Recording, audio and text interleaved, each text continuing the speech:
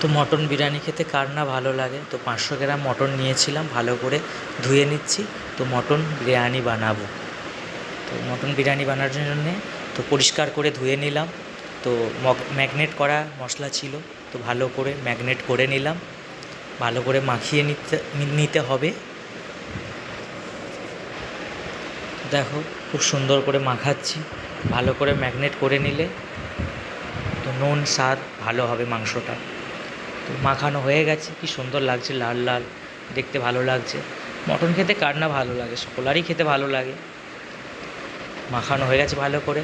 ততক্ষণ আমি এদিকে আলুটা ভেজে নিলাম,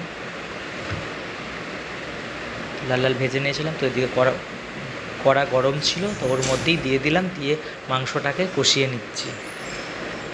তো ভালো করে কষে নিচ্ছি, দেখো সুন্দর লাগছে দেখতে। তো এদিকে আলুটা দিয়ে দিলাম, ভাজা আলুটা। তো এটা কুকারের মধ্যে আমি চাপিয়ে দেবো, কেন মটন তো মানে সিটিটা মেরে দিলে তো ভালো সিদ্ধ হয়ে যাবে। আর টাইম আমার হাতে খুবই কম আছে, চটপট বানিয়ে নিলাম। রাতের খাবার বানাচ্ছিলাম, তো এখানে সিটি বসিয়ে দিলাম। তো এদিকে ততক্ষণ ভাতটা বসিয়ে দিয়েছি, ভাতটা হতে থাকবো, ওদিকে মাংসটা হতে থাকছে। তো ঝটপট আমার রেডি হয়ে গেল। তো মাংস দিয়ে সাজিয়ে নিলাম।